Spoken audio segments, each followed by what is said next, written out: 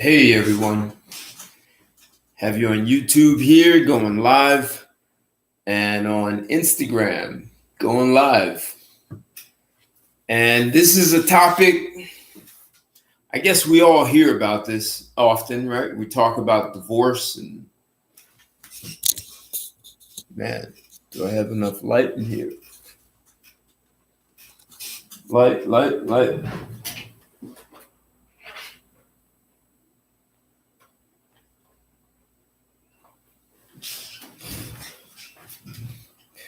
A little more light. So, divorce. Has marriage died at the altar? So many women want to be walked down the aisle. Walk me down the aisle. Yet we have to question, when women get to the aisle, are they just murdering? Actually, I should bring a prop into this. Hey, West Coast, I want to bring a prop into this. 1 second.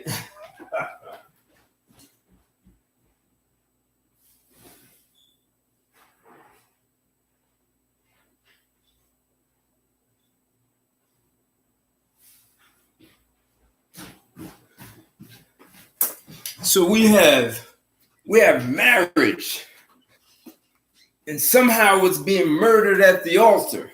How is that possible? All these little girls growing up wanting Prince Charming and the fairy tale wedding. Yet marriage rates are dropping. Marriage died at the altar. Is it because women are pulling out this Rambo knife and slicing marriage's throat right at the altar? Have we forgotten what marriage is about? Is this what women bring with their wedding vows? Is this what women are using for marriage? Do they walk around with this behind their back? Has marriage died at the altar? That's the question. So I think a lot of people may have just been misinformed about marriage.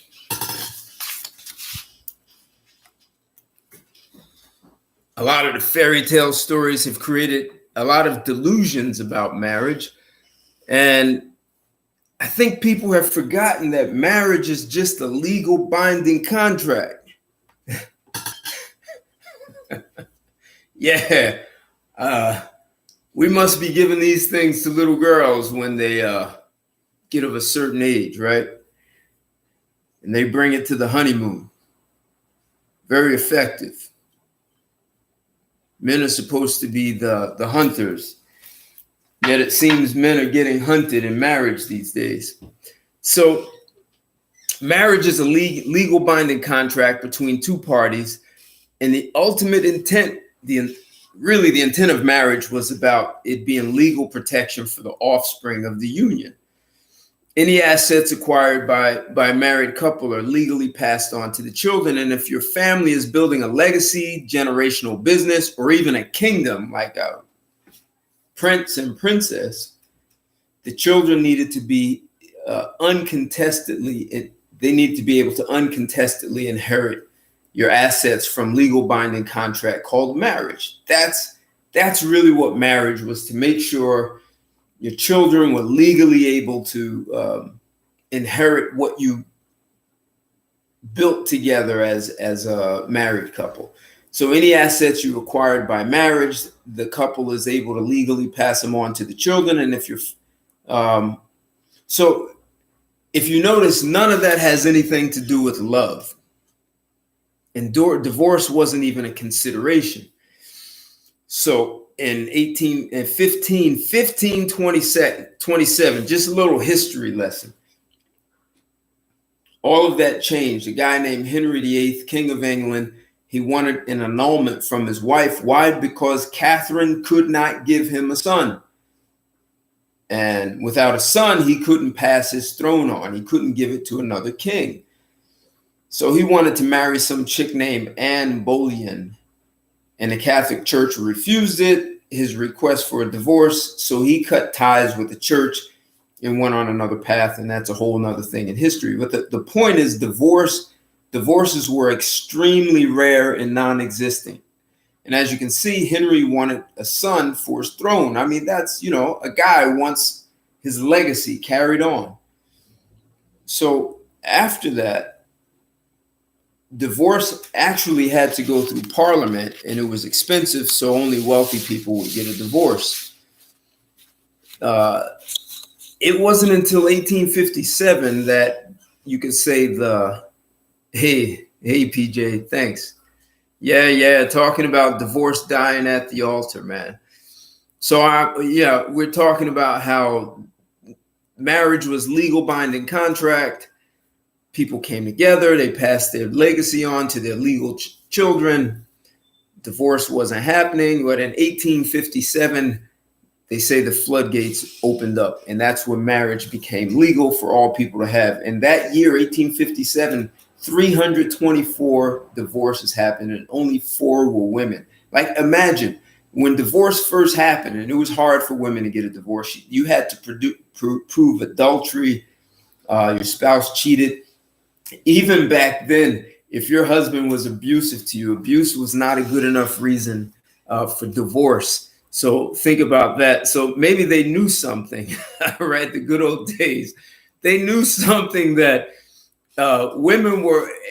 Look, Harvard Medical School said 70% of domestic violence is initiated by women. 70%. And so she tries to buck and get rough with the guy, and when he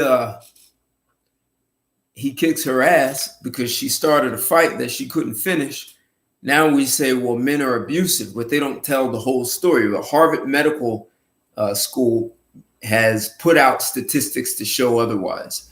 So maybe back in 1857, they understood that women might run their mouth a bit and provoke a man and end up getting hurt. And so that wasn't good enough reason to divorce. But here's what also happened, and a lot of people don't put this one in, and I've spoken about it before. The 1850s is where you start seeing divorces climb, even in the US. I think the first divorce in the US was like 1643, but by 1850s, that's when divorce starts climbing. The food aisle. Yeah, I'm going to talk about the food aisle that so many women like. So, one of the big things, and I'm watching patterns. So I was researching, why is divorce dying? Why is marriage dying? And it's dying because there's so much divorce. We're at record lows in marriage. They started keeping the statistics back in 1865, and we are now at the lowest amount of marriages in the U.S. history. What people don't talk about is why divorce started to climb in the 1850s is because, I said this before, some dude named John Keats wrote a book, La Belle Dame Sans Merci. He wrote it in 1819, and by the 1850s, the book caught on. So think about it. What I was saying is that people were getting married because they wanted to be able to build a legacy and pass it on legally to their children, and no one could contest that these were the offspring from this union. That's why you were getting married. You built a legacy together, you had a good life, you raised children, and that's how it went down. So this dude, John Keats, wrote this book in 1819, and by the 1850s, it changed the reason why women wanted to get married. They were getting married, which you would figure very much arranged or semi-arranged. And then all of a sudden, women read this book by John Keats that was one of the first love novels, love stories.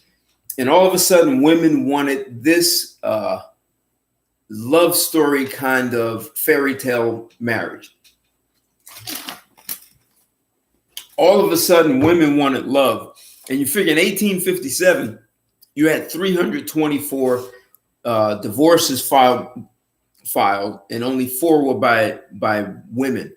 So you had men who were saying, hey, look, you want this romance thing and I have to buy you flowers and do all this. You know, we're married.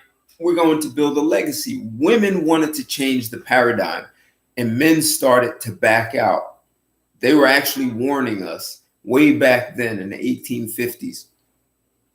So, you know, if you look at it as, and so then in the marriage rates kept climbing. Like they were looking at it, marriages per 1,000. So it was like 0.3 per 1,000 in the 1850s, 1860s, maybe went to 0.4. And it didn't get up to one marriage per 1,000 until like around World War I. And there was a pattern. Men went to war and they had to start putting women in the workplace. It started going up. You had a women's liberation and a sexual revolution in the 20s, and marriage started going up. In the 1930s, it dropped because there were no jobs and women had to depend on men. It started climbing again. It was up to 2.2 in 1940, 2.2 per 1,000. And then it started climbing even more when we went to war because women were getting jobs and because men were going off to World War II. So you give women jobs and all of a sudden they don't need men. And you combine that where they have this fairy tale mindset about marriage, it starts to all fall apart. The 1950s, they created this whole family values. So they changed the media, you know, television is becoming popular, Leave It to Beaver, the whole, we want to be a nuclear family, 2-parent household. So the marriage rate started dropping in the 50s. And then by 1969, no divorce laws changed. And from that time, divorce rate skyrocketed. You know, the 70s, late 60s, free love. And now today, women are incentivized to divorce. You know, the results is over 70% of divorces initiated by women. And when you look at guys like Jeff Bezos' divorce, you see the entitlement. I mean, as a woman, you feel entitled to, you know, $45 billion because you were a wife. I mean, should all women get that amount of money? So marriage went from a legal binding contract that protected children in the union to being a business model. A lot of women use marriage as a way to create money. And why do I say that? Because over 70% of divorces are initiated by women, and the divorce court system endorses the female's behavior by supporting them and rewarding them. So we went from the original terms of marriage being designed with roles for a man and woman to, and if you look from a primitive context, the man went out, he hunted and farmed. He brought back home for food, brought back food to feed the family. He did all the hard labor around the house. He split logs for the fire. He built a home. He protected the home from invaders or predators. And that was a man being a man. And the woman, she cooked what the man brought home. She kept the house clean. She cared for the children, educated them, and kept the family healthy. That was important. Like Reg, you said, walk them down the food aisle. That was part of the woman's role and job, was to keep the family and the children healthy. And if anyone was sick, her job was to nurse them back to health. Because if your husband gets sick and you can't nurse him back to health, he can't hunt, he can't go out and work or start his business. And that's the way it went down. And as part of the health, sex, they engaged in sex. Sex was part of a healthy marriage. It was never about this love. So, and think about it. Women say they need to go to school, but if women were really homeschooling their children, that means women had to be educated. A wife had to know more about just cooking and cleaning because her job was to educate the children and prepare them for life. Otherwise, she was a bad mother and you wouldn't even marry her. So she had to have the intelligence just to prepare her offspring. Like, I think a lot of women are missing this, because if your offspring are going to inherit property, a business, the mother is spending more time with the children before the sons can go off and help the father in work. That means the mother had to be well educated. She also had another job. Women worked for you as a man. That means she went out and built networks. That's why we always say women are good socially and building networks. That's what women were doing. But it also meant that the husband and wife had to have like compatibility, mindset, family values, money management, childcare, education, child's professional future, all those things. And because they were building a legacy that would be passed on, she would play a big role in a husband's success. So women, as you guys heard me say before, her job was to go out and create contacts for her husband, investors, employees. She'd network with other women, new clients, plants, just opportunities. That's what a woman did. Today, a lot of you guys accept the fact that women believe they have no roles and no man should expect anything from them. So imagine we went way from a man and woman playing clear roles and doing a good job at them. Hey, what's going on? The odd stranger. We went from that to women saying, I don't have to play a role. And if you try to put a role on me, that's misogynistic or sexist. And a lot of guys just said, okay, I don't want any problems with you. So women have dishonored their role as a wife, and they believe it's a man's job to cater to them. Happy wife, happy life, that thing. And she does nothing to earn her keep. In fact, 38% of marriages are sexless. She doesn't even have to do that. So, and other women use sex as a negotiation tool. You know, we've forgotten the fact that sex is mutual. Hey, thanks, man. Thank you. Everything is groovy in my world. So here's what women are taking marriage to be: a retirement package. They want no roles. They know nothing about healthy mind and body. You walk them down the aisle to get food, they pick out bad food, bad health for them. I mean, look at the amount of overweight women in the US. They don't want to cook. They want nannies and maids. And so women have become a middleman, and that makes them an unnecessary expense. Children are weapons that they use to extort men or the government. So, and then in corporate America, women use their children to even extort corporations, because a woman could be an underperformer in corporate America and say, look, I'm a single mother. If you lay me off, I'm going to be on the streets. So corporations are supporting single mothers who are poor performers. And if a man is a poor performer, he's, he gets cut, man. He's gone. And that's exactly pump and dump. Exactly. And women have set this up. Thank you.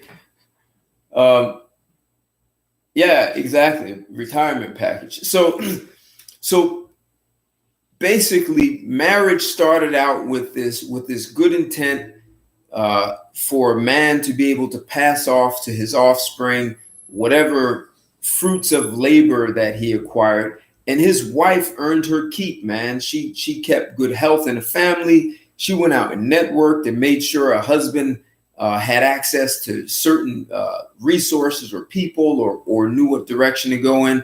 And a lot of women have abandoned that.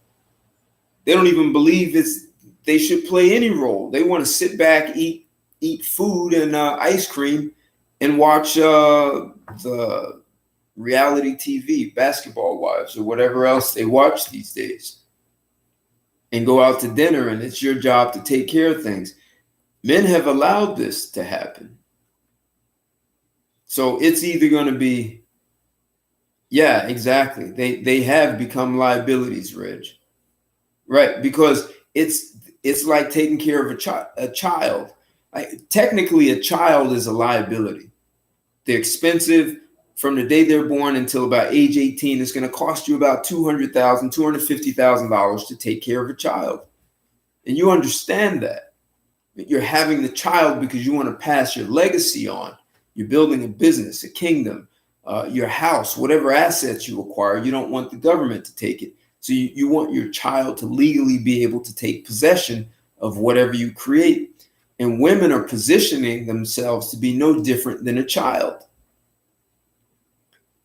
And men are expected to carry the weight. And if she just feels like unreconcilable differences, I was talking about divorce in the 1850s. It was hard for a woman to get a divorce because the courts, the world seems to understand that sometimes people go through hard times. 5 years after those hard times, most couples are in a really good place. They work it through. It's common to go through some, headbutting in a marriage, but you work it through. That's what people did. But now we just give women an automatic, they just push an instant microwave button to eject, and they don't want to work it through. They don't want to work for the man. They don't want to earn. They tell us men that they are the prize and that we are supposed to earn them. Like, you hear things, you beg a woman to go out with you so that you can pay for the date. Like, I'm begging you so I can pay. That you're just a liability. And what I get out of it is you're just going to talk to me.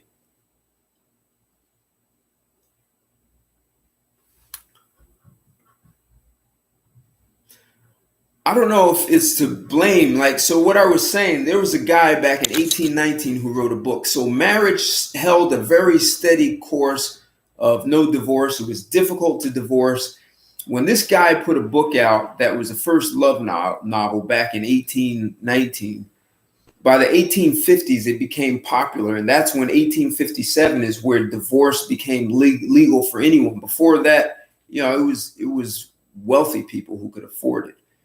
So women started to crave what was in this book by John Keats. And the book was all about romance and love and all these things that a man is supposed to do for a woman. The book, and the irony is the book was written by a man. The creativity of a man that created this whole illusion, this fairy tale, and women bought it hook, line, and sinker, and then sold it back to men or demanded it from men. And a lot of guys opted out.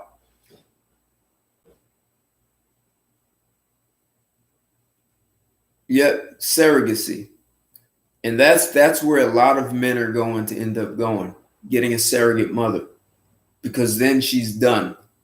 She has the child. You demand the health of the woman. You get to choose her genetics, what she can and cannot eat, and how she's holding your baby. So she's responsible for health-wise. Yeah, there were a lot of simps, but here's the pattern you see. World War I,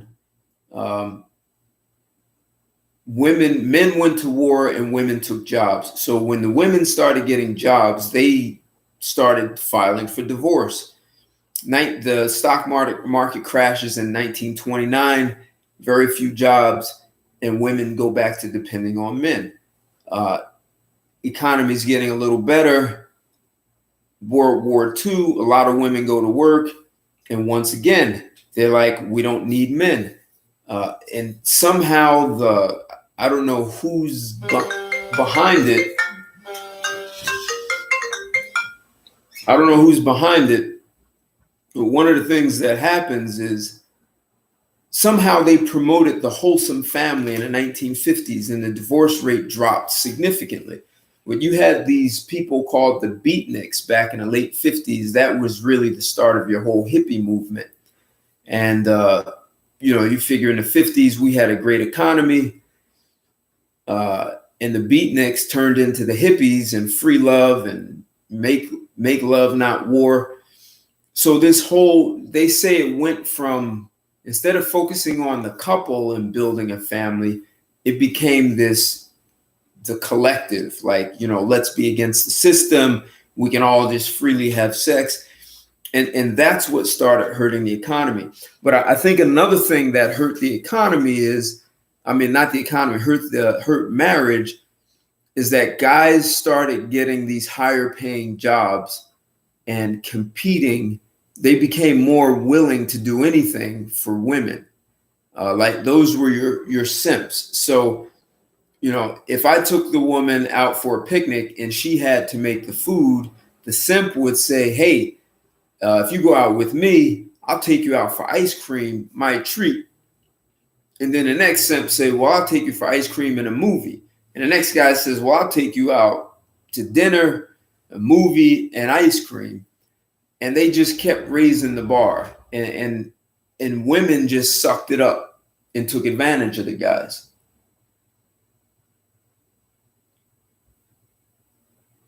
Tomorrow, for sure. Hey, what's going on, Khalid?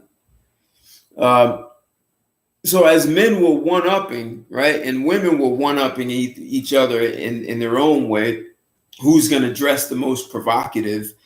So they were competing with other women to be the sexiest, or they used sex to attract men and take away attention from other women. So women did that, but men started using money. And I know lots of people talk about this whole dowry and how we had to pay, but that, to me, I don't really understand the truth behind why that really happened that way. Because I spent some time with Indians in Arizona, the Hopi Indians. They are categorized as the oldest tribe in the U.S. and the dowry is the woman's family paying the man. And to me, that's much more logical, because if you take a man out of the household, that if you're in a society with no machines, a man is like a machine. Hey, everything's cool, Khaled. Everything. The man is like a machine. And I personally had this experience living in Belize with Mayan Indians, no electricity, no running water. And when I stayed with a family, they had like 6 children, and only one of his sons was 18. He was old enough to work in the field with the father. So we literally worked with machetes, made holes in the ground, planted corn and other foods. So when I came in, I was literally like a machine. Having one more man is valuable to the family. If all your sons go away and marry, and then they have to take care of their own families, that's a huge loss. I don't see the loss to having your daughter go off. So the Hopis literally, I think they had it right. When a man gets married, the wife has to give all kinds of cows and pigs and chickens and whatever else. And a man's family had to make a dress for the bride. So I don't know how we at some point got it twisted that a woman's vagina has to be paid for. Because as men, we go out, we trade our brain power, our hand power, our labor, and we get capital, we get money for that. And women actually want us to give that hard-earned, money we earn for our brains, our hands, and give that to a woman for vagina, which she got for free. I mean, in a capitalistic, in any kind of world, that's not a good trade, even in a barter system. If I'm hungry and I have food and you only have vagina, I'm not trading my food. I'm hungry. So guys somehow got this twisted. And I'm saying that a big part of it happened out of this guy's book, John Keats, he wrote in 1819, because by the 1850s, like I said, it caught on and it started getting hot. And women started wanting to marry for love instead of wanting to build a legacy, which then they start shaving off their responsibility as a woman. And here we are now. They believe they have zero responsibility.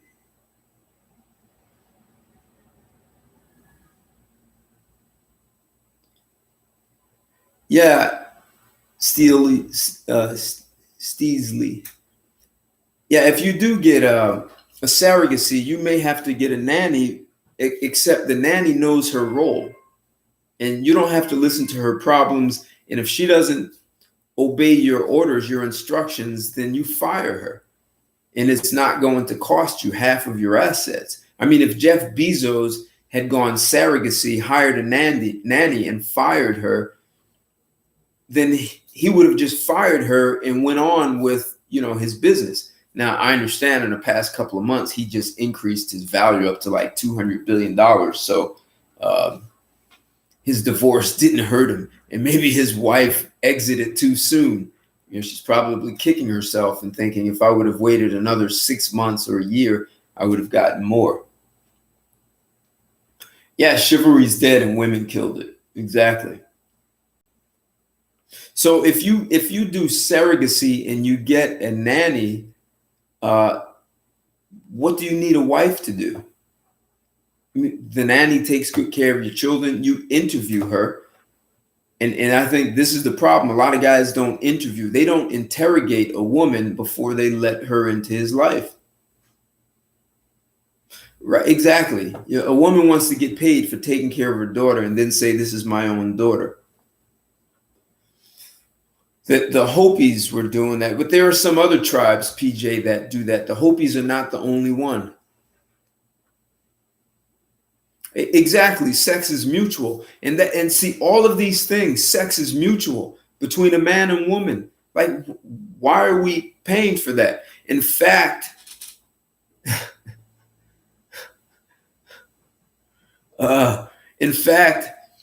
the Hopis, when they talk about how other worlds in the past were destroyed, and they say one of the reasons civilization fell apart in the past is because women wanted money for sex. They were actually trading sex for other favors, for food, for money, they wanted to be compensated.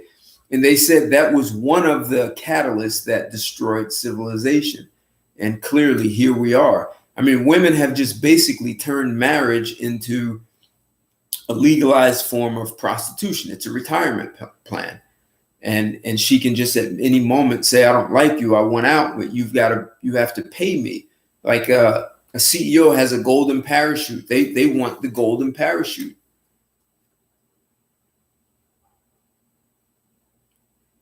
Yeah, surrogacy, I hear it's somewhere around $40,000 or $50,000 to pay for that. And right. So if you look at the cost of paying $50,000 and that's the end of it, that could be much cheaper in the long term than paying a woman alimony, child support, taking half your assets.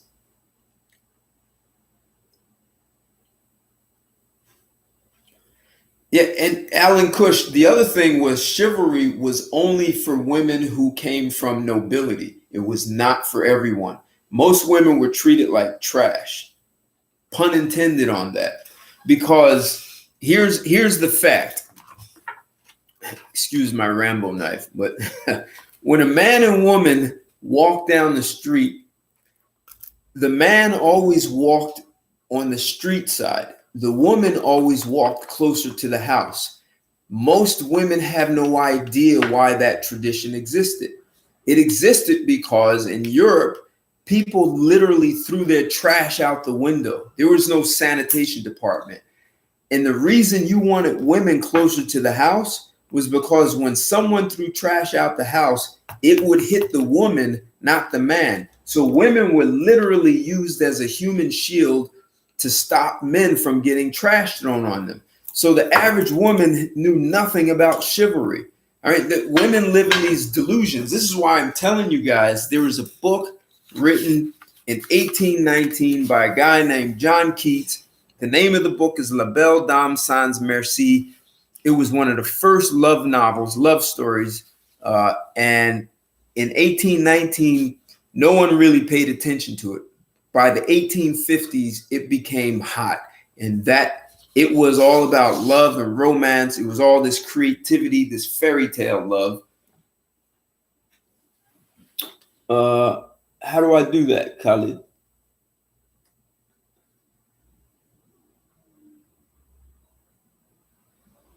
Okay.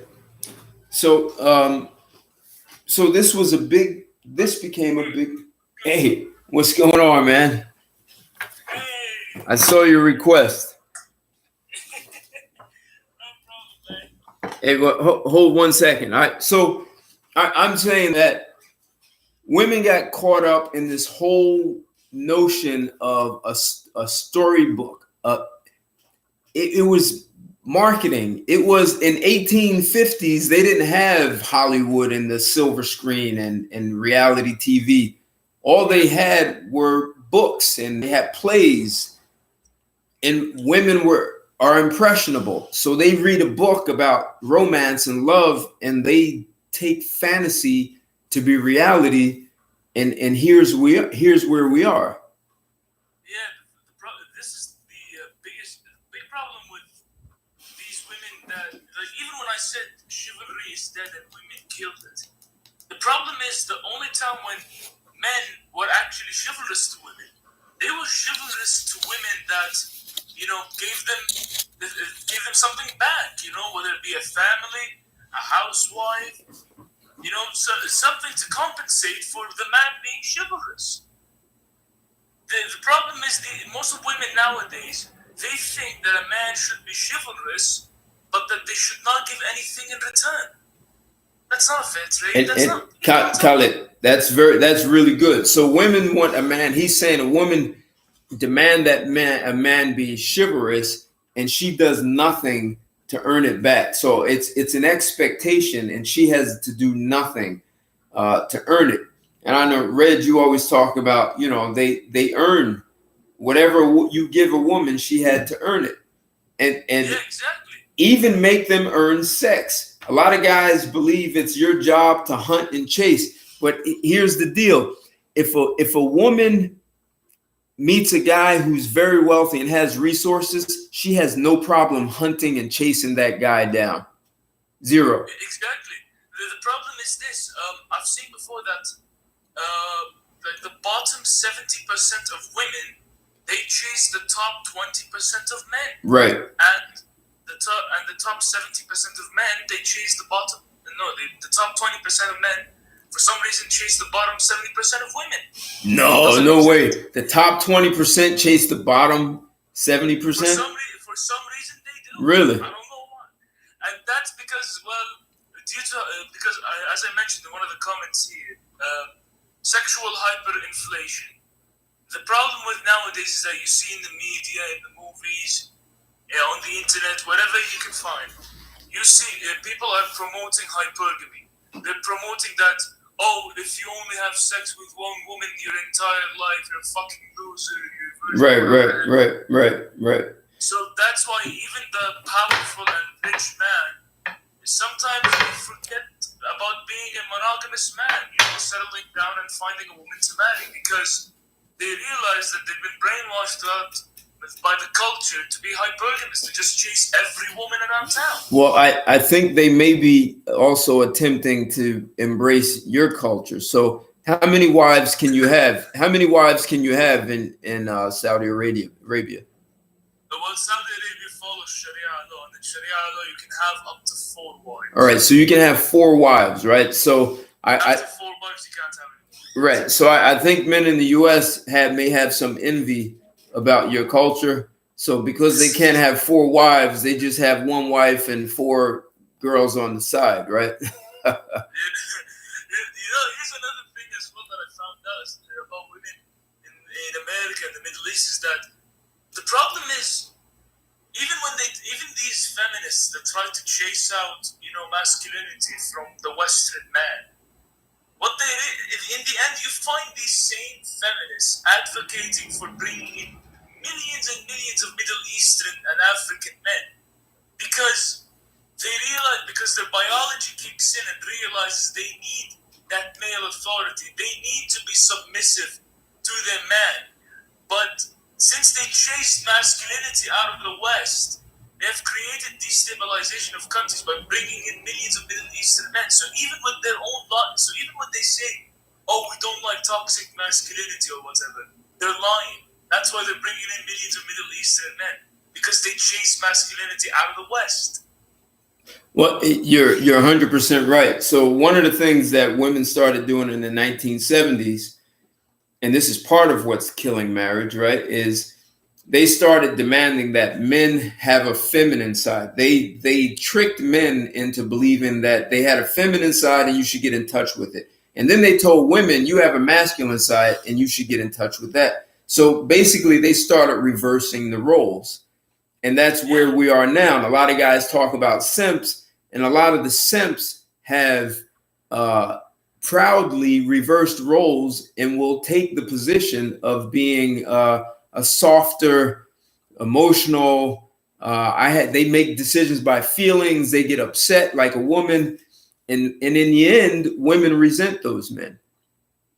Yeah, exactly. So even with these simps thinking that, oh, let's be nice to the women, let's put them on a pedestal for no fucking reason. Exactly. In the end, they're gonna chase after the man that beats the shit out of them and doesn't treat them the way they're supposed to treat them.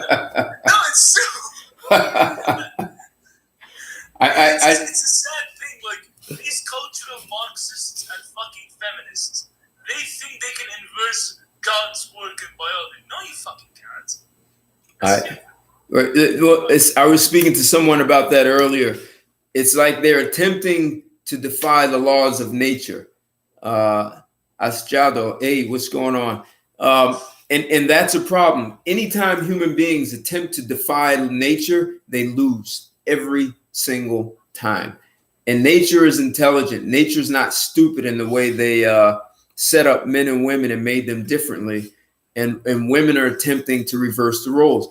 What I think really happened is women demanded that men become more feminine. And as women said, we're more masculine, they failed at being masculine. They couldn't pull it off. So because they failed, they just said, well, masculinity is toxic. So if you can't be masculine, then you just you call it toxic. So now no one can be masculine. No, you're right there. No, you're right on the money.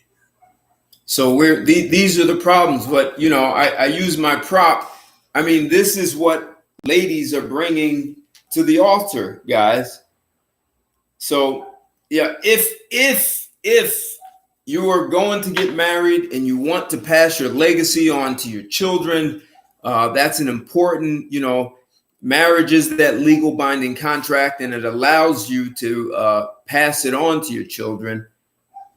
You better have a really strong prenuptial agreement. I mean, we're hearing stories about Dr. Dre, and sounds like he has a really good prenuptial agreement with his wife, and she's become very petty and refuses to even turn over some of his own personal possessions. So apparently, yes, Rambo knife. Apparently, the right prenuptial agreement stops even this. It actually arms you much better than her knife. She's bringing a knife to a gunfight when you have her sign a prenuptial agreement that's like 10 pages long. And it has to say, I'm signing this voluntarily. I'm not under duress. I understand you need a prenuptial agreement that lays out that she's voluntarily doing it. And you need to talk about that. And so as a man, it's difficult to believe. So it's difficult to believe you're going to depend on love to make a marriage work. Love is just some biochemical secretion that makes you feel good. And because that good feeling, that secretion happens when you are in the company of this person, you associate it with them. That if they stop doing anything, like if they took you to dinner every week and they stopped doing that, then you're not going to have that secretion. Or like dopamine is secreted from drugs like cocaine. So if you take coke 6 months after, the first day you take it, 6 months later, you're going to need more than, if you continue using it. So the same thing happens with a woman. She gets that dopamine high from you taking her out, buying her gifts, giving her attention. She gets the dopamine high. She's going to need more from you. So in 6 months, 12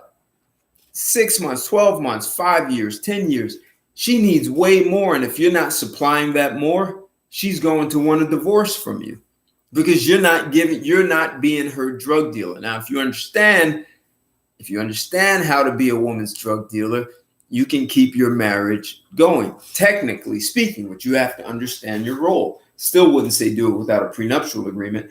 But if a woman can just demand a divorce and take half of what you worked for, that there's no logic. So, men are going to walk around saying we need the divorce courts to save us. No.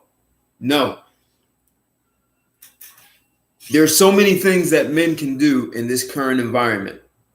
It's okay, man. There's so many things. Men have the power. What are women going to do? Beat us up? I mean, if they want to become violent or they want to pull out guns, a man is going to be way more aggressive and pull the trigger much faster. Strategically, we're much more intelligent.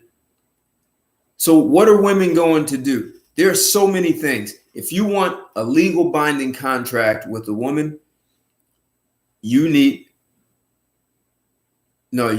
you want your children to inherit your name and your assets, you don't want the government, or you don't want some woman taking them in a divorce and then going out and giving them to some other dude, right? So you make sure she signs a solid prenuptial agreement. Businesses, the successful businesses in this world are created by men. Israel is actually giving us a shining example, and Israel has started to cut women out of the workforce. When there's a job, they're just giving it to the man. Here in the U.S., we were doing the reverse. We have women as the first choice. So stop hiring women. Just stop. Men are the ones building the successful companies. If you don't hire as many women, then if they don't like it, like I said, what are they going to do? Beat us up? Or they can just start their own companies. They can make their own General Motors. They can make their own Chase Bank, Bank of America. They can do all these things on their own, and there's nothing to stop them. They cannot use an excuse. There are plenty of women who have money, who can finance their operations. So prenuptial agreements, stop hiring women in the workforce. Stop feeling like you're obligated to give a woman your resources. They're asking you to pay her rent, her phone bill, you have no obligation. These resources you gain are a result of your work. They're a result of your intellectual power, your manual labor, whatever you do as a man, you earn this.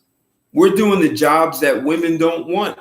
And what we gain from that in the houses we buy, the investments we make, we're not obligated. Marriage is to protect it so she doesn't squander your resources. You want your children to have them. You just want to educate your children on how to keep your legacy alive.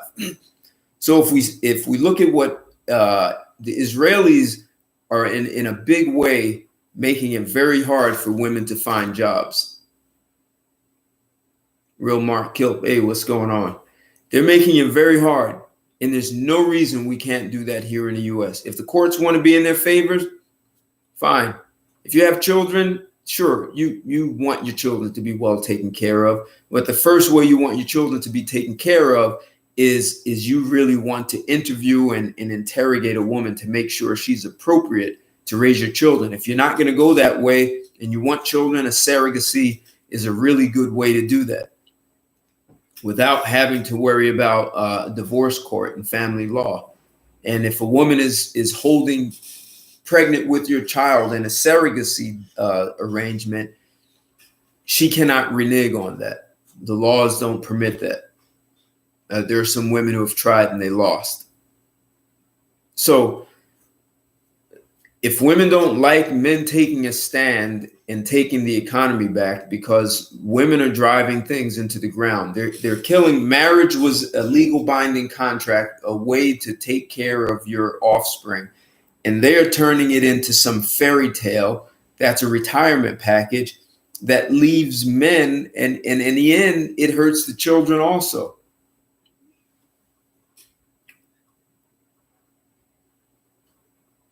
That's a good one.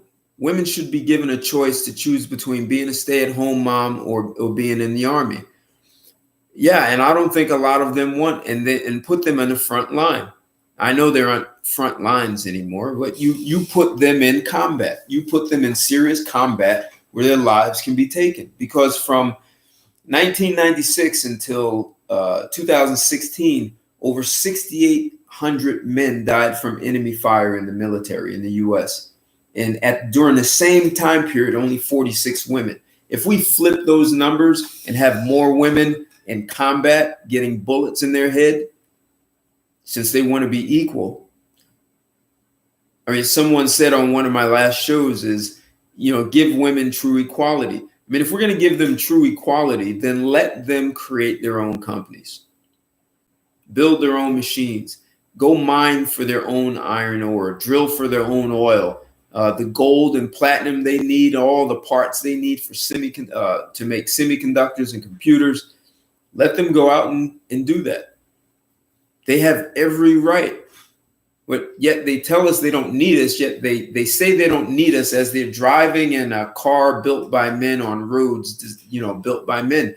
They work in skyscrapers, all built by men, driving across bridges, built by men.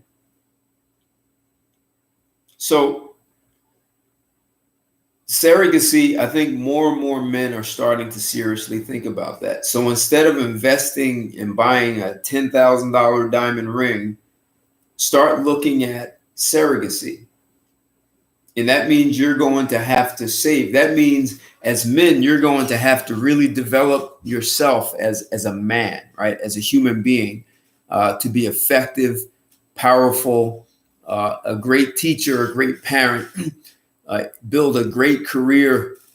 I mean, this is, places like YouTube and Instagram. These are places for men to really network and start to do business together, to actually start to acquire resources, to start building team. This is a place to do that. I know a lot of guys are able to do that in the Army because you build a hell of a bond in the Army. I mean, especially if you're in combat together, and you're saving another guy's life. Your lives are in one another's hands.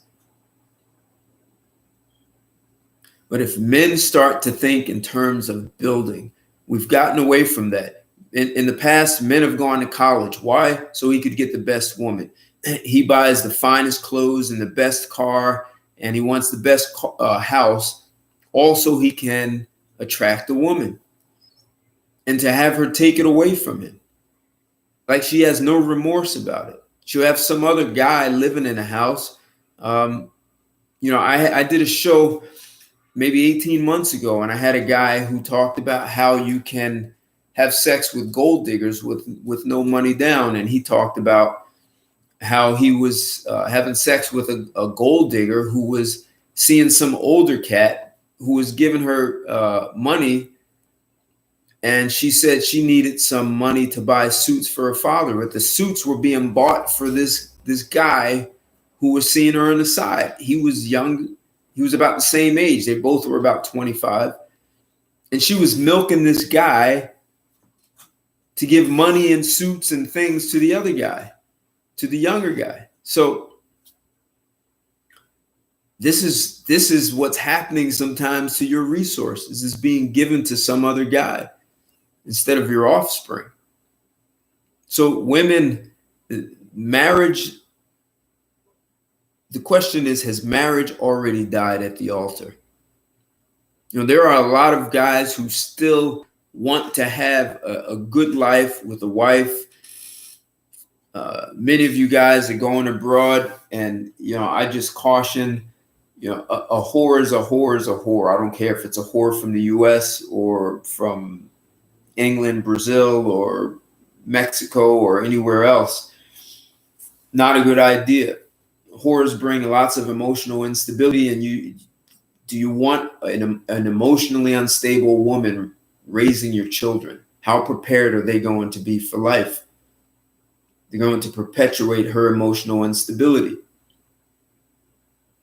There are just way too many facts to support whores don't make good mothers. They just don't. And don't let a woman convince you that, well, I've had sex with 50 men and I've changed. I'm different.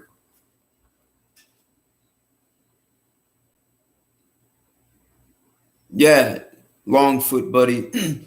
There's no reason to try and fix women, especially a whore. Women don't want to sign up for the selective service. You don't hear them bragging about doing that. That's, yeah, men loving themselves, but a big part of it is to men really have to invest in themselves to develop themselves.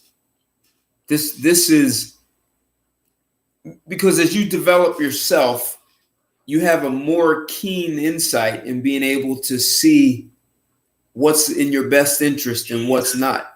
I mean, developing is important. Yeah, I got you. All right, let me read. Women should not be the prize. Women were never the prize.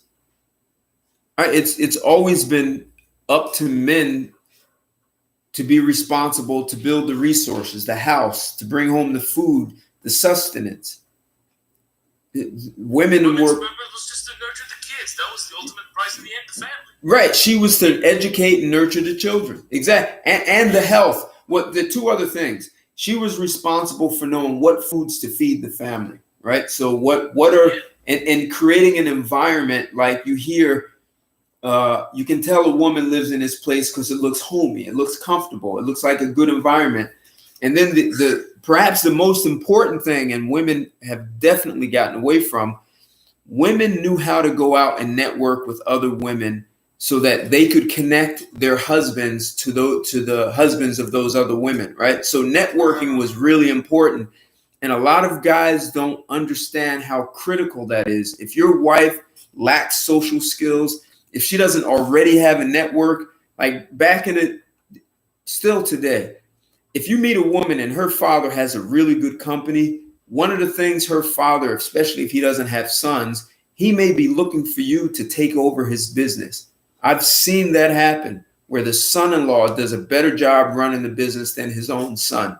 Well, of course, the biggest companies in the world are run by men. Of course, he's going to want his son-in-law to run his Well, business. he's his son or his son-in-law. He's yeah, going exactly, because the thing is, even the richest woman on earth right now, she got her wealth by her husband through an inheritance. Oh, you're talking about Jeff Bezos' wife? I think it's either Jeff Bezos' wife or the wife of the CEO of Walmart. I don't remember which one.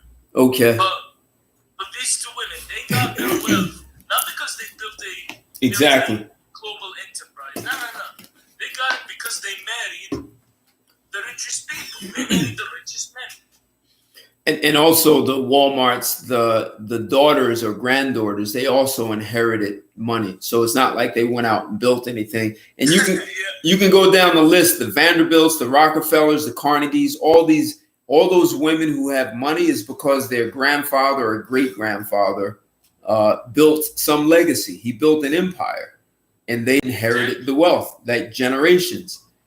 You don't hear about a woman who's like Steve Jobs, who creates this fantastic breakthrough that revolutionizes society. Yeah, I mean, the best of a woman CEO I've ever heard of was because apparently she created a company called Spandex, which like makes trousers. I know who you're talking about. Yeah. Yeah, you know what I'm talking about. And on Instagram, I'm like, okay, that's cool and all, but there are men who have created iPhones. They've created new communication technologies.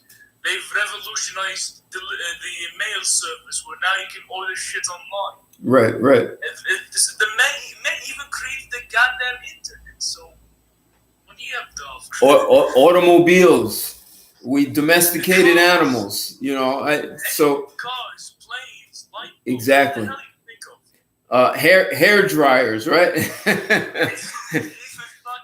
Do you know men even created the tampon?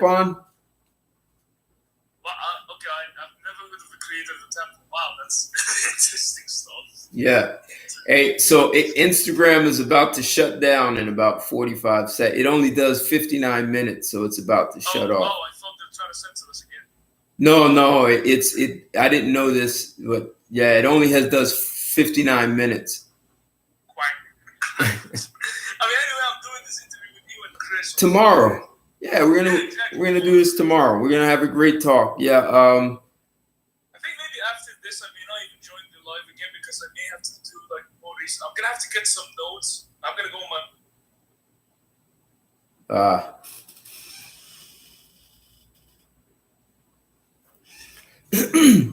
So that was Khalid on Instagram in Saudi Arabia. So I'm gonna actually do a show with him tomorrow about has the Middle East gotten it right? So what else? A whore is a whore is a whore. We need the T-shirt.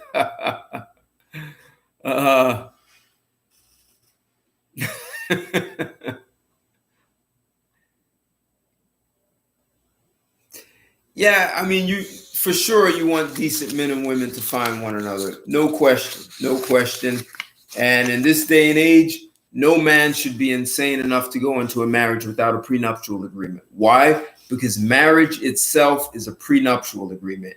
All men need to get that. If you have sons, teach your sons that marriage, just getting married, is a prenuptial agreement. It's a legal binding contract that's sanctioned by the government. You do not want the government making rules, policies, decisions in your life. So if she wants the prenuptial agreement called marriage, that's great. Now we're going to take that legal binding contract and amend it. And we're going to amend it with something called a prenuptial agreement. And you put those together, and now we're married. If a woman refuses to do a prenuptial agreement, there's no reason. If she won't take your prenuptial agreement, there's no reason for you to have interest in the prenuptial agreement she wants. Now, I've heard stories of people having a wedding ceremony and never getting married, but then you have some questions around common law if you're living together, and she can still. So it's tricky. If you are going to get married, just have a solid, long, no less than like 8 to 10 pages of a prenuptial agreement. Yeah, and most women are just not qualified. They don't even know what role to play anymore. Women have been condemned for being feminine.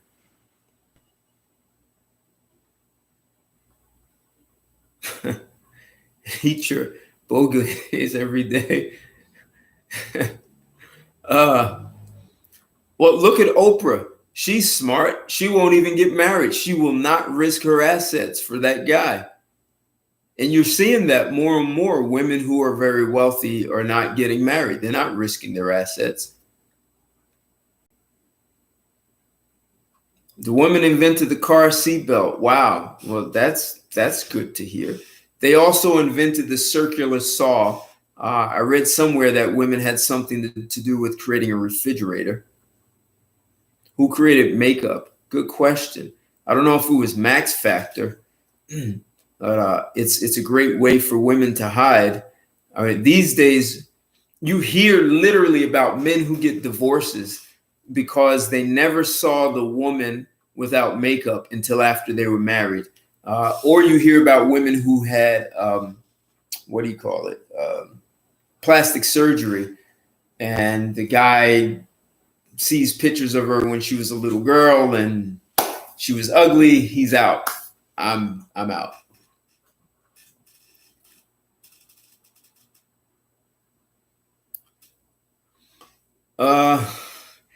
That's Tech with Ben. Is this the end of the human race? So here's the punchline to everything I'm saying. So Alan Cush, marriage is slavery.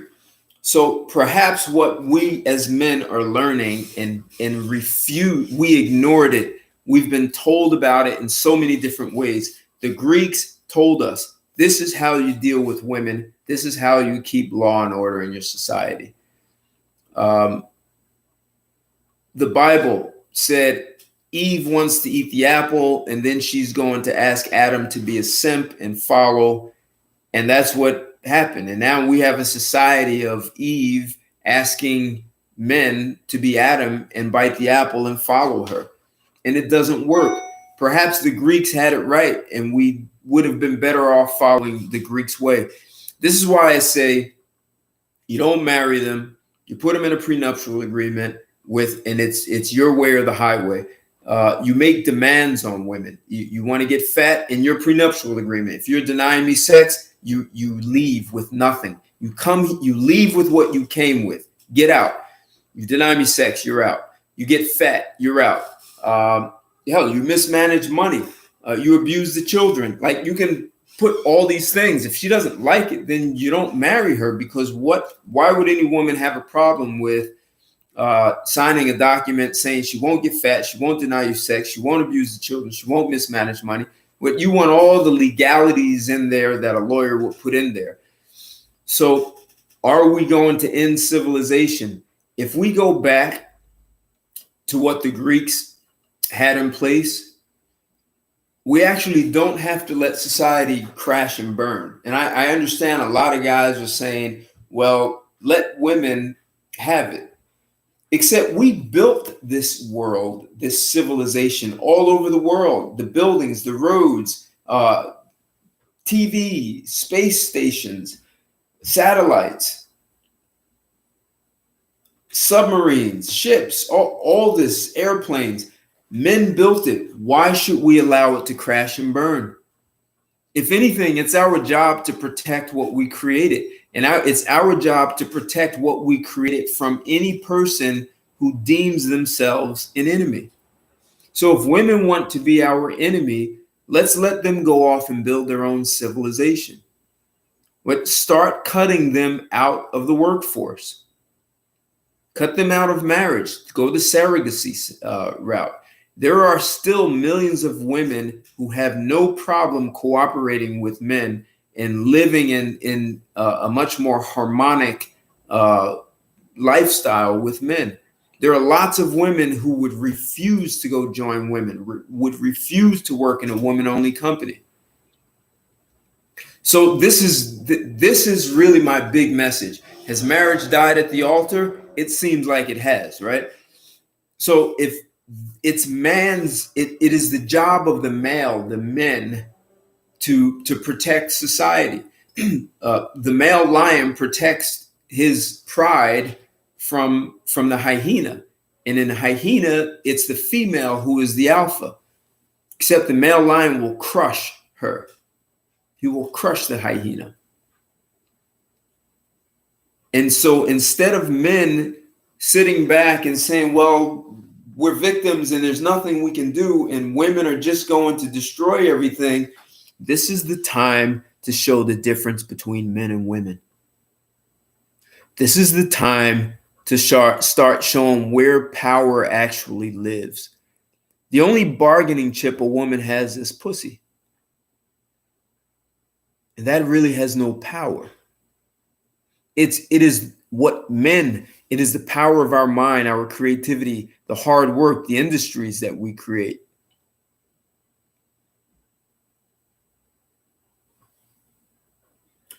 That is how we perpetuate society, because of us.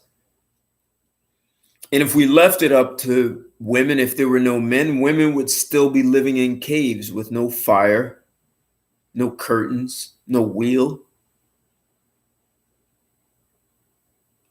We created this. And if they don't like the world that we have created, then they could easily go create their own. Go find an island, cut down the trees, and build from scratch. Build your own factories, assembly line. This is the time for men to take a stand.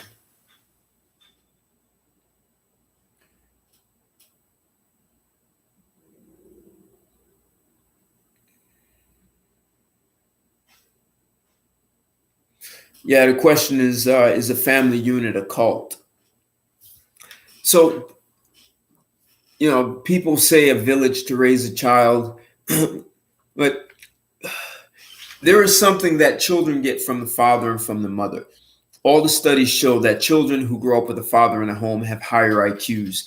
They have a healthier sense of self. They're better at problem solving. They're much calmer. They grow up in a much more stable environment.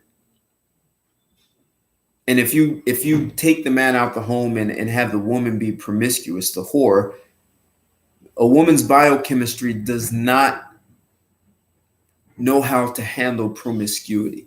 So she becomes emotionally unstable. Now you have children being raised in emotionally unstable households, and society looks like this: mass shootings, 50 people killed over a weekend because, and it's probably just a few guys who are doing a lot of the killing.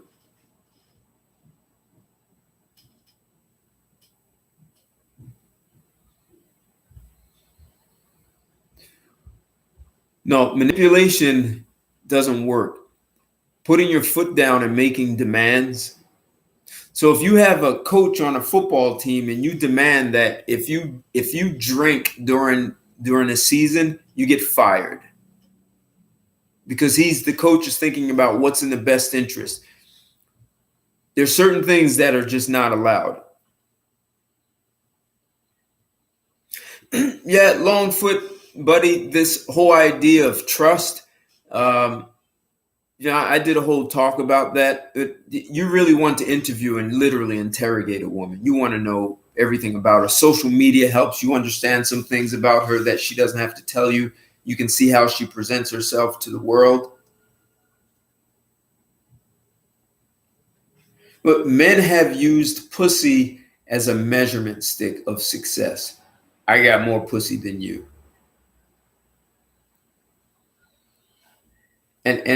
And guys were willing to pay for it. Men were one-upping one another. I'll take you to dinner and the movies. I met a woman who said her first date was with a guy who he owned a plane. So he said, come. He flew her to another state. They had dinner and flew back. And what she said, I heard her say it. So I'm dating guys like that. So the next guy who wants to date me, you need to top that or at least match it. This whole one-upping with guys, no one wins. Not even the women win because women are less happy with this anyway.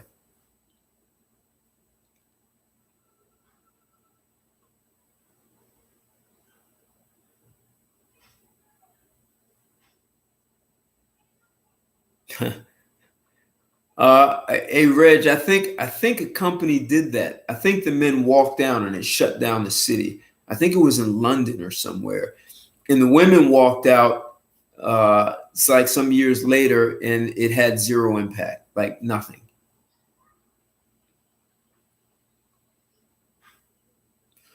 And women use it as a bargaining chip. In most cases, that's all that she has. And men have put way too much value. Like it's like men have put less value in themselves and their ability to acquire resources than they put less value in self and more value into how much pussy they had.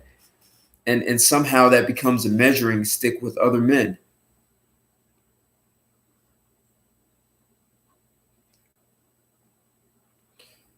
Yeah, I mean, sex is animalistic in some ways.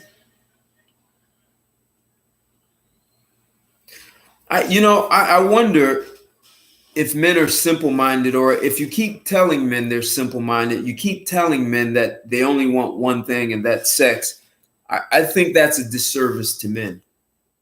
Men are way more complicated. Otherwise, you wouldn't have physics and complex mathematics and chemistry, and architecture, engineering, the internet, computer science. Men create all these complexities, not women. Women are not creating all these complex things in life. They just are not. Cloning, heart surgery.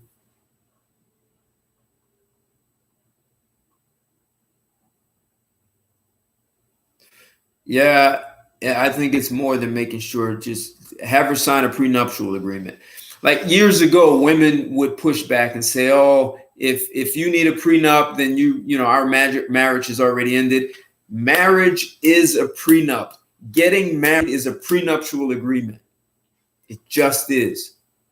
That guys, you have to get it. Marriage is a legal binding contract. It has nothing to do with love. The initial reasons for marriage had nothing to do with love. It was a way to legally take care of your offspring when you die.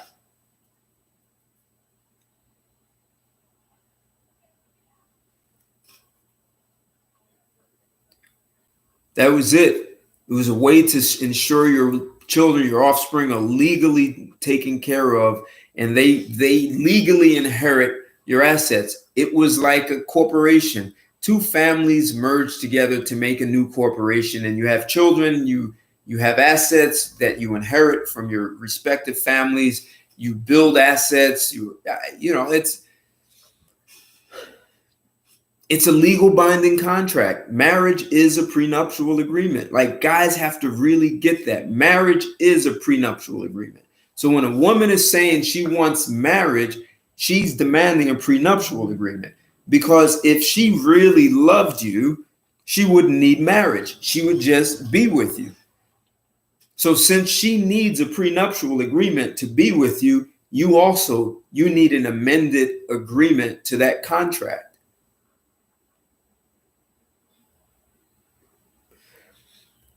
Well, another way to do this, Longfoot buddy, is maybe we should look at amending marriage itself. So maybe we should treat women like a lease. So we could look at saying, hey, I'll marry you, and this is going to be a 5-year lease. That will give us enough time to create 2 or 3 children, and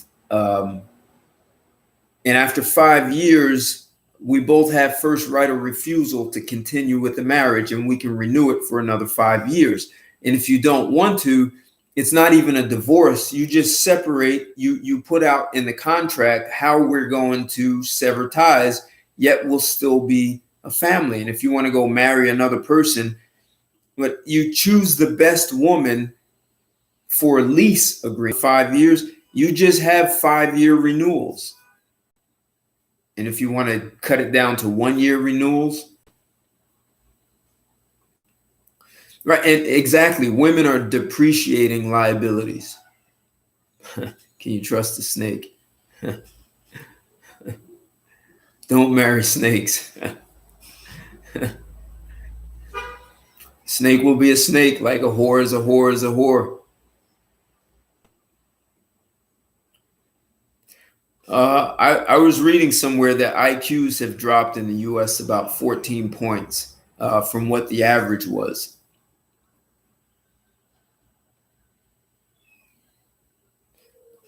I was looking at that Bella Thorne. I don't really know who that is. I haven't researched Bella Thorne. I looked at it, but I didn't read much. Well, yeah, look, if you do a 5-year lease, you're leasing her womb, you're going to plant a seed in her womb, you're going to raise the children together. I think that may be just one way to go. 5 years. I mean, people talk about 7 years. A lot of marriages fall apart. You could do it as a 10-year, 20-year, whatever you want to do. If you had a 20-year lease, that's enough time for the children to be old enough, and you go your separate ways. You don't want to renew the lease. As a guy, hell, if you get married at 25 with a 20-year lease, you're 45, you can still date another 25-year-old.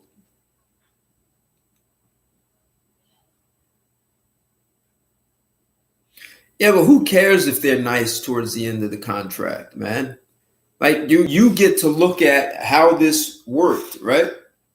And if you renew it, you can renew it with a 1-year lease instead of so this way you keep her walking on eggshells.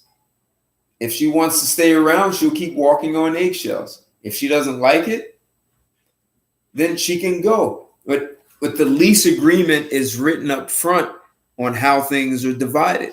Otherwise, there's no deal. Exactly. It's like a car. It's a lease agreement. And you just return it to her parents. And in the lease, there are all kinds of stipulations. You get fat, the lease, it's over, the contract is voided, and she leaves with nothing. You abuse the children, you deny man sex. You can have all kinds of stipulations.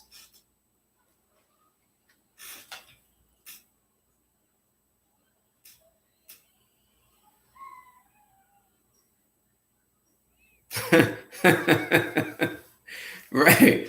You return it. It's under the warranty. You return her to her parents. Manufacturer, it's a recall. If she's defective, you have a recall, and you just return her. You just bring back the keys, and these are things that men can start to think about, so that they don't feel like they are in prison. If you don't want to have children, then why are you getting married? I mean, that's really a real question. I don't see a good reason for marriage. Right. A recall goes back to the manufacturer. Take her right back to her parents and drop her off and drive away. No severance pay, nothing. A recall, a defective auto, you don't owe anything to the manufacturer. You want your money back. But we've gotten things backwards. We've convinced the men that women are the prize, that pussy is like some ultimate accomplishment. It's free. I mean, you can hire a nice looking escort if you just want sex.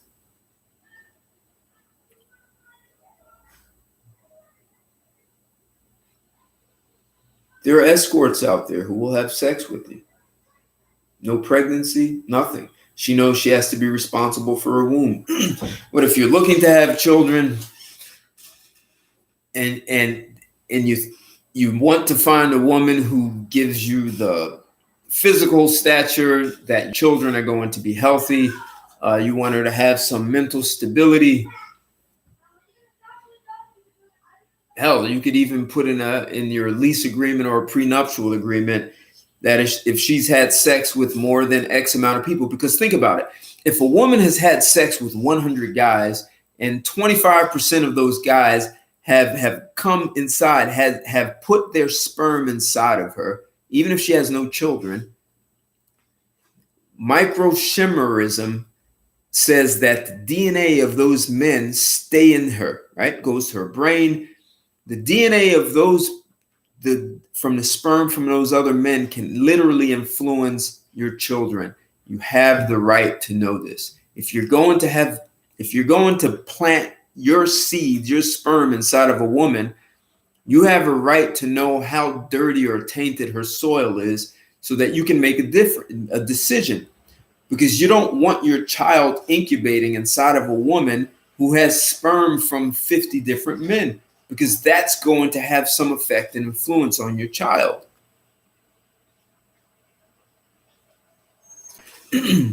Right. Return her to the family if she's not a virgin.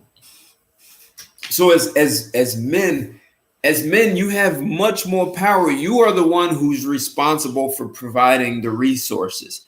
Ask how many women out there want to be responsible for paying all the bills and having a stay-at-home father. I bet that number is so small. I've met maybe 2 women who had that. Now, I didn't ask them if that's what they wanted, but they made a lot of money, like, $500,000. They made plenty of money and married a stay-at-home father. There are women out there who work hard. There are women who are outliers who will work their asses off. Except I also hear about women who are out there. They're presidents, CEOs. They're young. They still have their menstrual cycle. They don't go to work because they have cramps. If they have children, they're worried about the kids. They're distracted. Women who have children take way more time off from work. They take more sick leave than men do. I think the number is between 50 and 70% more than men do. So it's like outrageous, which you can't have a thriving organization if you have a bunch of women taking sick leave. It doesn't work. You can't even be competitive as a nation if you have women taking off from work because they don't feel good. They had cramps or their children are sick. So a surrogacy will take you a long way.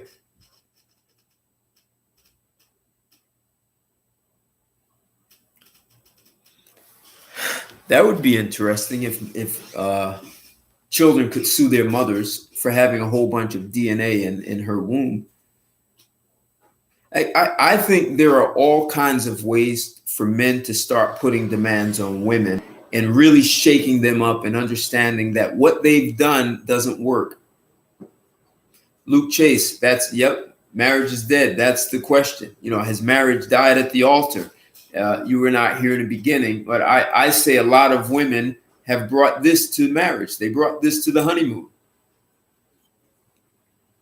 If you stop marrying them, see, not only do you have to stop marrying them, you have to stop hiring them in the workplace.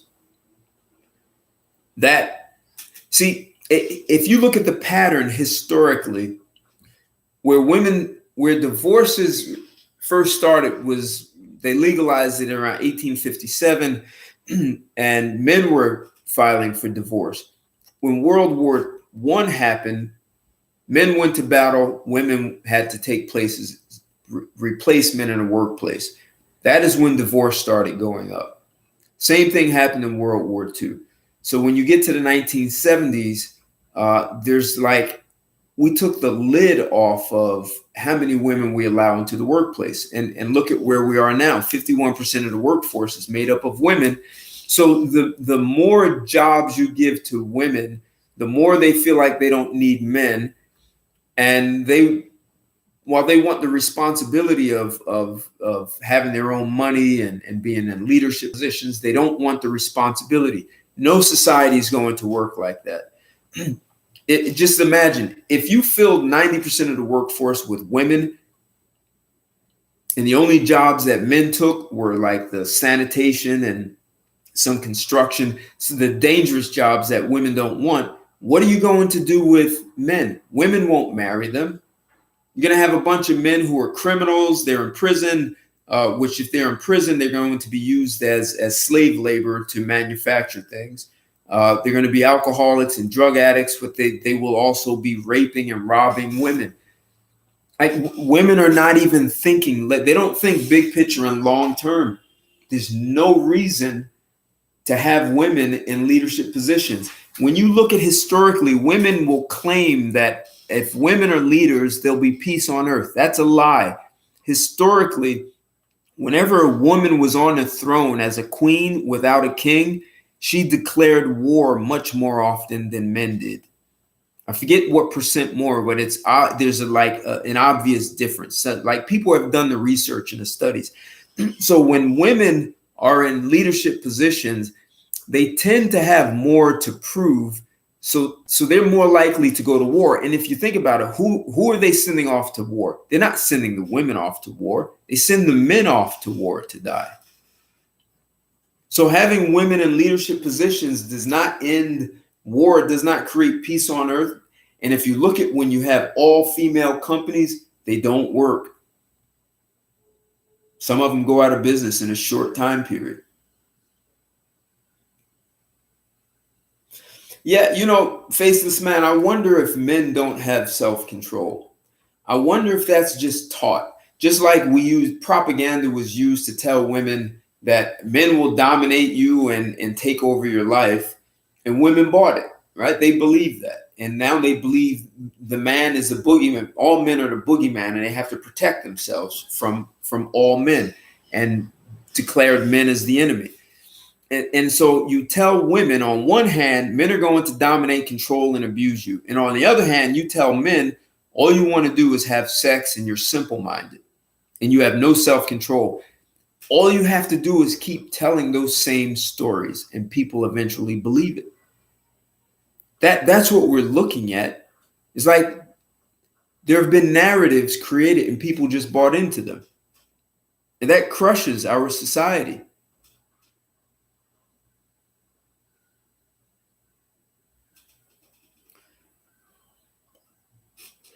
Pressure busts pipes and makes diamonds. Do you think that if no-fault divorce was eradicated and arranged marriages were popularized, things would change? So first, pressure busts pipes and makes diamonds. Thanks for the super chat, $9.99. Thank you. Big thank you for that, man. Thank you for the support. So one of the things I have pushed, I actually did a talk show maybe a year ago or less than a year about why arranged marriages should come back. And so I think arranged marriages, no fault divorces so divorces were on a steady incline. And once they put no fault divorce, it went up almost like a straight line. It just went out of control. So that first needs to be cut. Yes. No fault divorce, right? And if you had arranged marriages where you literally had formal arranged marriages where the families interview one another, now the families have a vested interest, but you'd have to also have structures in place so that when the couple gets into a spat, right? They're going to have disagreements. They're going to get upset with one another. If both sides of the family have a vested interest to see them together, right? So, it's more of a marriage of families, right? So our two families share certain values. We have a certain mindset, the way we manage money, we have ambition, and we are compatible. And we want our son or daughter or niece or nephew, grandchild to marry. And we want to see them successful. I say that would have a huge impact on changing the divorce. And the other thing that happens is those families support the success of the couple in other ways by plugging them into networks, right? So the wife also then becomes very responsible for helping open doors by networking, open doors to help husband get a better job. She's meeting women who are married to a CEO or another executive, or her husband has a business and she meets a guy who's a banker or an investor, and she brings them together. I've literally seen that work. So once a woman goes out and networks for you, she's working for you, man. She's not just cooking, cleaning, taking care of the kids and having sex. She's literally out there working. And the other thing, if she opens the door to her network, one network she inherits from her family, the other network she worked her butt off to meet people, a woman will share her body sexually before she shares her network. If a woman is willing to share her network with you, then she's not going to screw up that marriage because there's much more at stake. Hey, thank you, Pressure Bus. Yeah, thank you.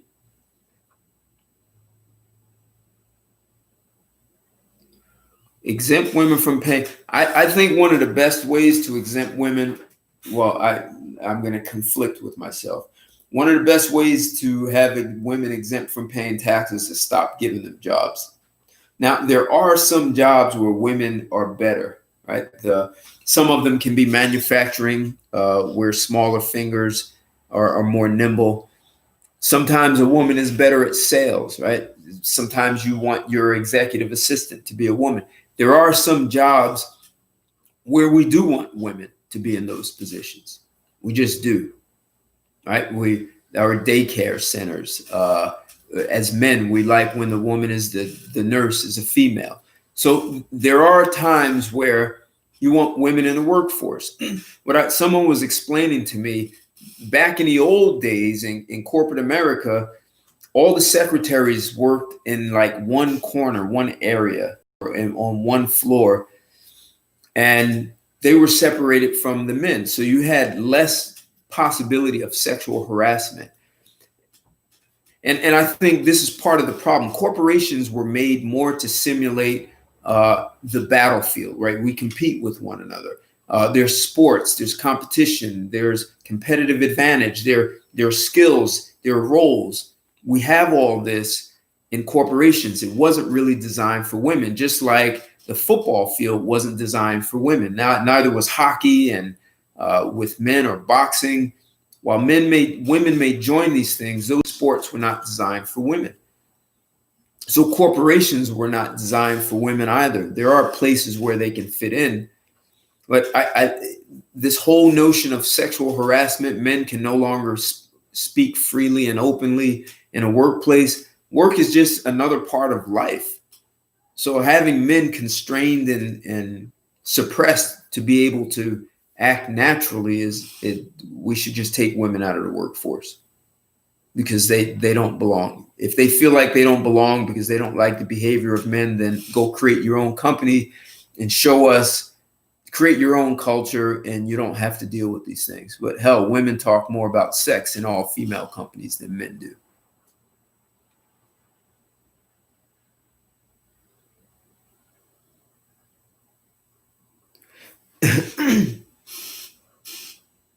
So, Longfoot Buddy, love does not make a great relationship.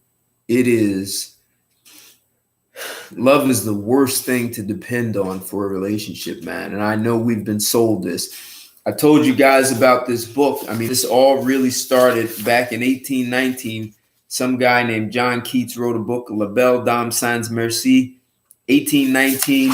It was the first love novel. By the 1850s. The book caught on and it started to shape the way relationships were made. Before people were getting married, it was more arranged, like you were asking, right? So you had arranged marriages or semi-arranged, and they were responsible for creating something, right? Not just children. So they may have liked one another and love developed over time. But if you go into a marriage looking for love to take the relationship, I made a couple of videos about what love really is, and love, what you think is love, it's just you're these neurochemicals secreting in your mind that make you feel so good, and you associate it with that person and you think it's love. It's really just biochemistry. I'm sorry, man. And she's got the same, but you have to understand there are certain stimuli that make these feel-good biochemicals secrete, and you call it love. See, men need to be very honest about what is really going on with them so that you can be very honest with yourself and logical. Enjoy the chemical secretions, right? Enjoy them. They feel good. I like it. It can be sexual, non-sexual. It feels good, but it's not love. If there is something called love, I actually addressed it in one of the videos. You'd have to find it on Patreon. I forget the name of it. But I did a video, and I did a lot of research, and I broke down what these chemicals are and how they work with you and the difference between men and women. I'm sorry. We've been sold a bill of goods telling us that we should look for love, because if love is the foundation of your relationship and its feelings, as soon as you stop doing something, the feeling's gone and the foundation's gone, and it crumbles, and you will be in divorce court. I'm sorry to tell you that, man. But guys are going to have to start being honest about these things. Do not marry for love.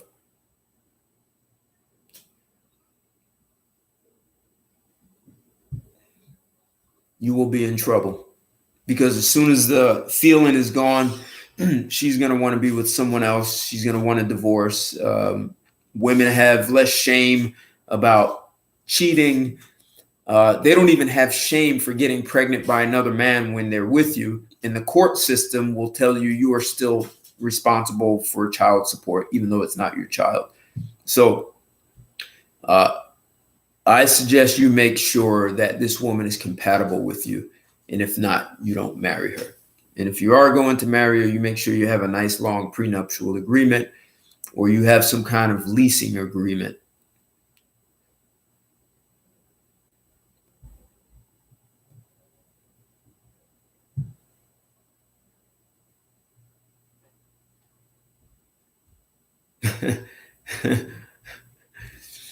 I lived in Mexico, and I lived there almost 2 years, and they said, if you don't slap your woman every once in a while, she'll think you don't love her. So that's what they told me.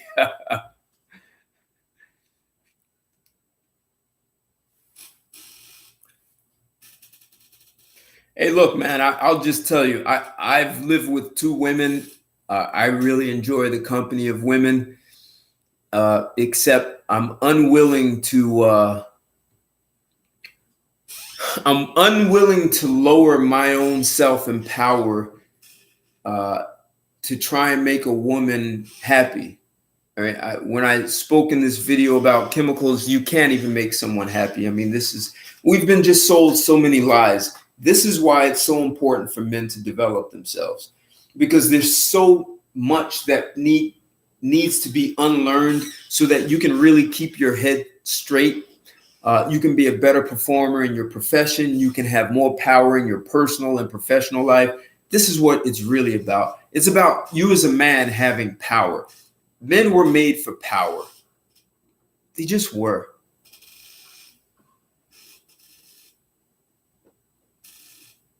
Well, see, Faceless Man, that's why I keep bringing up this book. It's called La Belle Dame Sans Merci by John Keats, written in 1819. That book is what changed the paradigm of relationships to love. Before it was about coming together and building something. That book took it to love and romance. And by the 1850s, it took off. And that is what women wanted. And it tainted and destroyed relationships as we know it. And so here we are. And we're still buying into this book. That book made it about love and romance as opposed to two human beings coming together to build something. And then love comes up out of what you're creating together. You know, there's an affinity, but it's not marrying for love. And that book became a distraction. You know, back in the 1850s, they didn't have Hollywood. They had books and plays. And that book had such a profound influence that here we are still being influenced by it.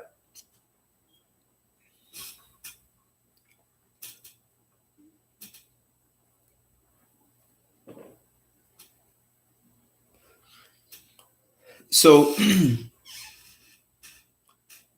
I get the whole going it alone, but there's some power in being able to create with other people. So as men, you know, you can meet other guys here on YouTube and network, build businesses, create opportunities, learn and enhance your own intellect. I mean, listen, one major thing for men and especially women, but men, conflict resolution, so that you can do business, that you can have better times, you have more fulfillment out of life, really developing yourself. That's just a huge message. Instead of looking for love, look for developing yourself. And the best woman, if that's what you want, the best woman is going to see that you're this guy who has power and knows how to handle herself. Then she has to step up and be more than what she normally is to the average guy. Commit yourself to becoming extraordinary. Commit yourself to being well beyond the average guy, and you will see things change. Yes, power is in groups. And when you have the group of men who can work together, there's much more fulfillment. There's so many studies on this. Men are better at cooperating together than women are cooperating with other women. It's just, they've done the studies. They did the prison experiment, and it went crazy. But when they did the prison experiment with women, the women couldn't cooperate. Any kind of stress, women start to fall apart and they don't cooperate. So what the feminists did is they created a stressful environment that had women constantly afraid of being dominated, which has them not cooperate with men or anyone. They'll cooperate with women to fight against men, but if you took all men away, women would just fall apart and fight one another.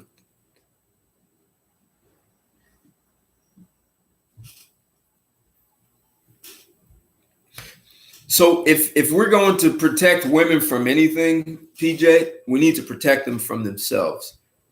And in some ways, we're going to have to put boundaries back in, almost like they're children. So I'm saying that the Greeks may have had it right. They took all rights from women, and women were protected. They didn't have to worry about all the fears and complexities of life. They were well taken care of. And we may have to take several pages out of that and get women back to that. And if they don't like it, they can go off and find their own island of Amazon women and build their own civilization. This has to stop being the problem of men. We're going to have to just put our foot down and say that's enough. So just imagine, guys, imagine you have a teenage son. He's 14 years old, and he's saying, I don't like the way you run this household.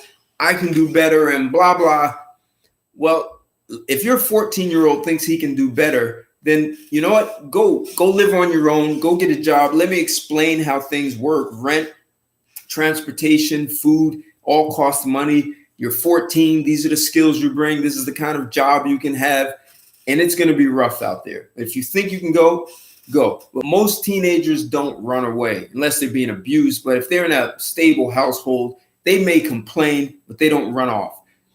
Even though you're creating a great environment for them, they may still complain. Well, that's what women are like. The rebellious 14-year-old who's complaining, yet she won't run off and go take care of herself and build her own civilization. So, men, this is why I say if men develop themselves in their own mind, you become impervious. You're less bothered and affected by the antics of women. And you provide a true north kind of guidance. So if you want children, these are your terms. If you want a surrogate, you definitely have it on your terms. And if you don't want to be bothered with any of it, the women will learn. But economically, women will have to be ultimately taken out of the workforce. They're just going to have to be. And we're going to have to go back to the Greek days. And like I said, the women who don't like it, they can leave. I don't care. So, guys, so I'm going to get ready to sign out, guys. Exactly, Legatus. Right. He's produced with the father in the home. But you know what? Even if you were raised without a father, being developed by another man, and I'm not necessarily talking about a mentorship. I'm talking about really acquiring the tools and training. If you want to be an athlete, you have to train. You train your body, your mind, and your right diet. There are ways to train people, men and women, so that they are able to perform like a high-performing athlete, but just high-performing in everyday life. There are ways to train people. There are tools that people can acquire to have that kind of mindset and be able to navigate and manage life. Not just take women out. It's just wanting to have the life you want, being able to work with other guys and create things with other powerful men, not being threatened by them. Having those men train and having that kind of mindset would be in the best interest of everyone, of all of society. That's what I'm advocating. All men are born free, but some choose to marry. That's funny. So, guys, hey, anything that, what did you guys get out of this? Anything specific you've gotten out of this conversation about has marriage died at the altar? Anything stick out? Any takeaways from you guys? So 2 things: any takeaways, and are there any topics that you guys would like to hear me cover? And I know I'm getting in touch with some other YouTube personalities to do some collaborations. But any takeaways for you guys on this? Didn't anticipate it would go this long, but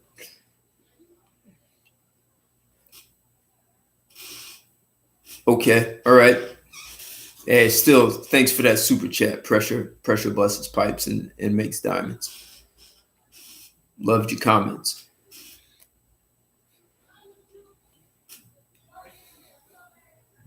Yeah, I'm saying that marriage has lost its tradition, its real reason for being here. There was a really good structure by the 1850s that changed, and it became all about love and romance. And here we are. So it's like men have bought the fantasy and women keep selling it, even though it doesn't benefit men. Men still keep buying it. Like they're drinking Kool-Aid that has cyanide in it. So, guys, all your support is great. Some of these talks take more research than others. I love doing them. If you haven't seen me on Patreon, I have some shows over there that are no longer available on YouTube. Some have been strictly done just for Patreon. So I look for your support. Share the video, like it. Any comments that you have, I'd love to hear them. No question, PJ, men connecting with other men, for sure. And hey guys, I can only say thank you for all your support. It's for me, it's good to have your support and be able to engage you like this. And I like bringing on topics that are important, provocative, and I like to take an approach that maybe most people don't. So my commitment is that you can walk away with a new perspective outside of what mainstream is shoving down our throats. So, okay, that's a good one, Legatus. Romance versus building. Cool. All right. Hey, guys, until next time, thanks a lot. Actually, I'll be back tomorrow, and I'm going to talk about whether the Middle East has gotten it right. And I'm going to have a guy from Saudi Arabia, and we're going to look at U.S. culture and how Saudi Arabia has done a good job, because there are cultures that are doing it right. So, catch me tomorrow. It'll be at 2 o'clock Eastern time. Until then, guys, take care. Bye.